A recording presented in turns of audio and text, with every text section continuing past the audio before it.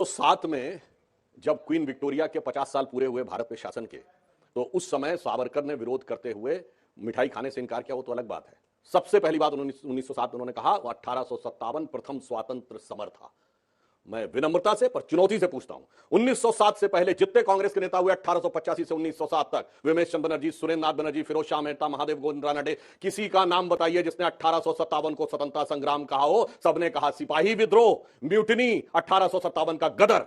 तो अगर स्वतंत्रता के भाव की अभिव्यक्ति सबसे पहले की तो वीर सावरकर ने, और वीर सावरकर भारत के स्वतंत्रता संग्राम के एकमात्र व्यक्ति हैं जिसको 2 जन्मों का कारावास मिला। किसी भी दूसरे स्वतंत्रता सेनानी को 2 जन्मों का कारावास नहीं मिला। उन्होंने 1910 में उन्होंने हंसते हुए आके कहा था, चलो इसी बहाने अंग्रेजों ने हमारे पुनर्जन्म की अवधारणा को तो माना कि एक के बाद दूसरा जन्म होता है। और फिर ये मैं पहले भी कह चुका हूं, पुनः रिपीट कर रहा हूं, 1910 में जिस वर्ष में सावरकर को 2 जन्मों का कारावास हुआ, और तो माफी मांगने का आरोप लगाने वाले लोगों के लिए उस समय कांग्रेस का अध्यक्ष था विलियम वैडनबर्न, जो ब्रिटिश सरकार का सेक्रेटरी था। अब आप ब्रिटिश सरकार के सेक्रेटरी के कदमों के नीचे बैठे हुए हैं तो माफी मांगने की जरूरत क्या? आप तो वैसे ही झंडा बरदार, हुकुम बरदार, फरमा बरदार बन के बैठे हुए हैं।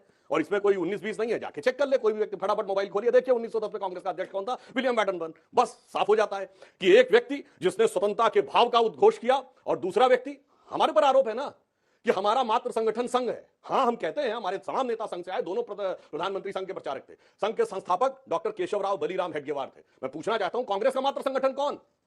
कांग्रेस का संस्थापक एलन ऑक्टेवियम ह्यूम, ब्रिटिश सरकार का सेक्रेटरी, तो उसका मात्र संगठन तो ब्रिटेन की सरकार हो गई, अगर मात्र संगठन की बात है तो। इसलिए जिनका मात्र संगठन ब्रिटिश सरकार है, वो लोग आकर जब आरोप लगाते हैं तो इतिहास के तथ्यों के कठोर धरातल पर उनके चिन्ह चिन्ह उड़ जाते हैं। 1911 6 महीने के अंदर उन्होंने माफीनामे लिखने शुरू कर दिए, और माफीनामे ऐसे नहीं लिखे, माफीनामे ये लिखकर कहे, the prodigal son returns, where else will I go. जीवन पर्यंत जब तक ब्रिटिश हुकूमत रही उनकी पेंशन पर रहे, जब बाहर आए उनके सेफ हाउस में रहे। रिहा होने के बाद उनका आजादी में क्या कंट्रीब्यूशन हुआ यह मैं जरूर जानना चाहती हूं, सिवाय एक बात के कि 1937 में जिन्ना से पहले उन्होंने 2 राष्ट्र का सिद्धांत थ्योरी विभाजन की निकाल दी थी। लेकिन क्योंकि इतिहास की बात हो ही रही है, इतिहास को तोड़ा मरोड़ा नहीं जा सकता, तथ्य तथ्य रहेंगे। आपकी आईटी सेल, आपके अभद्र लोग उसको कुछ भी कर ले। आपने आजादी के अमृत महोत्सव पर कर्नाटक की सरकार ने प्राइम मिनिस्टर की फोटो के साथ एक फुल पेज एड छापा, वो सब लोगों ने देखा है, वो एड वो सोशल मीडिया पे बहुत वायरल हुआ। प्रधानमंत्री की फोटो जब कोई भी सरकार छापती है, आपको पीएमओ का अप्रूवल चाहिए होता है, अन्यथा आप छाप नहीं सकते। उसमें सबकी फोटो थी सिवाय नेहरू के। आप कौन सा इतिहास बदलना चाहते हैं इस देश का, यह मैं जानना चाहती हूं। क्या नेहरू 10 साल तक जेल में नहीं रहे? क्या नेहरू ने आजादी की जंग नहीं लड़ी? क्या नेहरू आजाद हिंदुस्तान के प्रथम प्रधानमंत्री नहीं थे? क्या नेहरू ने इसरो से लेकर भाभा एटॉमिक सेंटर के लिए लोगों को समावेशित नहीं किया? एम्स, आईआईटीज, तमाम चीजें नहीं बनाई? किया। लेकिन कौन सा इतिहास बदलने आज आप निकले? आपका इतिहास तो वो काला इतिहास है जहां पर गांधी के हत्यारे के साथ आज भी आपके लोग खड़े रहते हैं। क्यों भाजपा गोडसे को हत्यारा कहने से, हिंदुस्तान, आजाद हिंदुस्तान का पहला आतंकवादी कहने से घबराती है? ठीक है, सुधांशु जी जवाब दीजिएगा, उससे पहले एक बार अतुल जी से कमेंट ले लूं।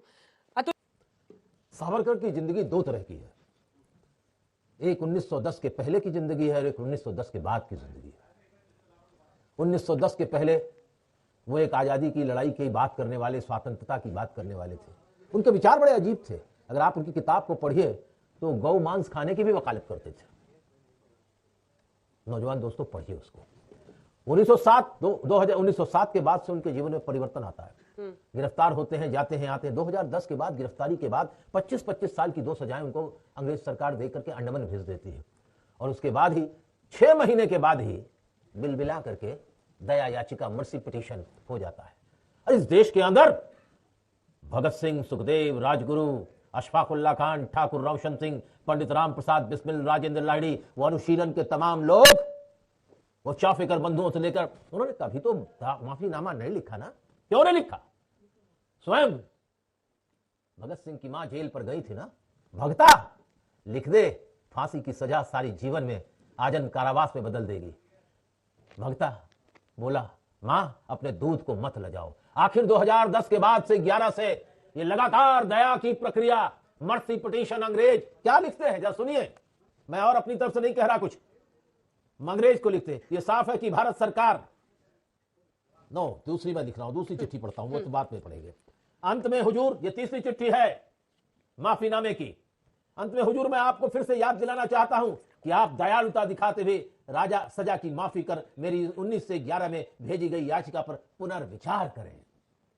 काहे का पुनर्विचार?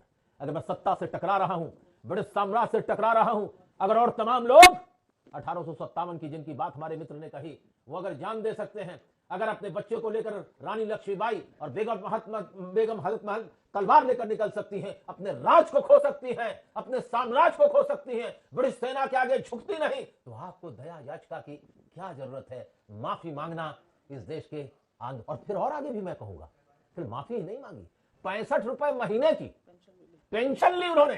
जेल से बाहर आने के बाद रत्नागिरी में एक बड़े से मकान में अंग्रेजों ने उनको रखा और एक दावा लिख करके दिया। आज वो चिट्ठी, चले जाइए बंबई के पुलिस कमिश्नर के दफ्तर में जो उनका म्यूजियम है, उस म्यूजियम में सावरकर की चिट्ठी लिखी है दया की, वो देख लीजिएगा। मैं उनको वीर नहीं, उन्हें कायर सावरकर मानता हूं, वीर नहीं। एक बात मैं याद दिला दूं, हाँ।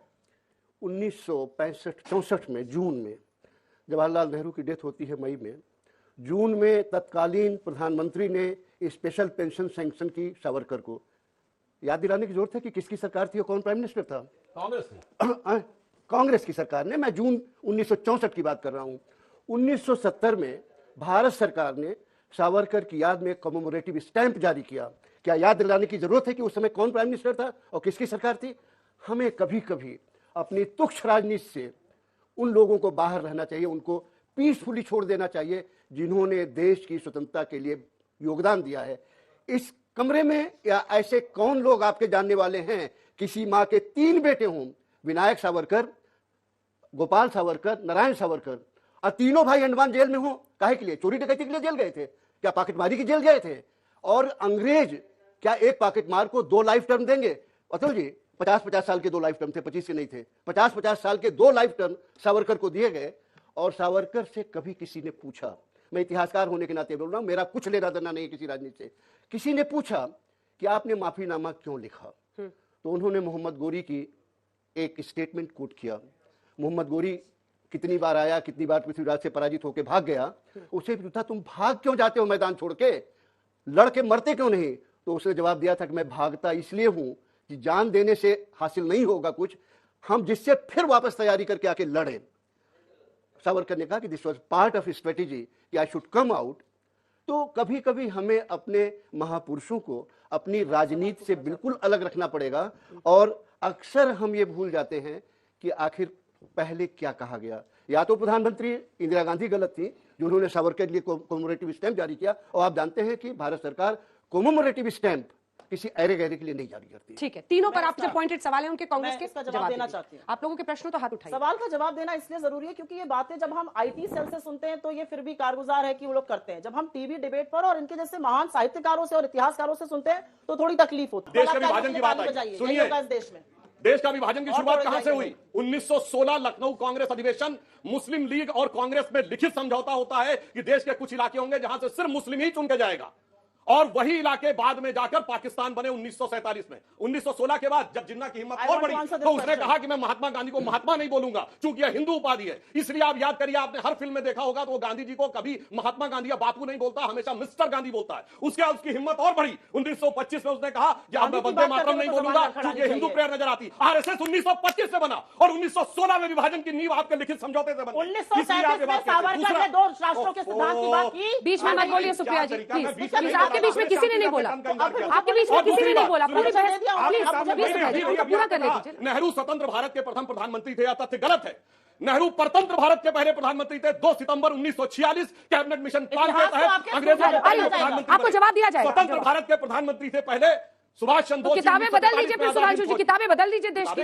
हम लोगों ने क्या पढ़ा है? मैं गलत बोल रहा हूं क्या? 2 सितंबर 1946 को कैबिनेट मिशन प्लान के तहत किताबों में क्या लिखा है? बच्चों को फिर क्यों गलत पढ़ा तो है? अगर किताब में झूठ पढ़ाया गया है तो बात क्या कर रहे है? हैं सर आप? ये बात कोई भी जाके चेक कर सकता है। सुप्रिया जी, आप जवाब दे दीजिए इसका। उसके अरे बाद भाई, आप इतने फैक्ट को डिनाई करेंगी? कैबिनेट मिशन की सरकार 1946 में बन गई तो रिताई I have a right to respond अरे now. भाई, सेंटेंस तो पूरा होने हाँ, दीजिए, बोलिए, करिए जनता देख रही sentence। एक हाँ, सेंटेंस। जनता अच्छा, ये बोलिए। बताइए 1946 में जब वो बने थे तो उनको शपथ किसने दिलाई थी?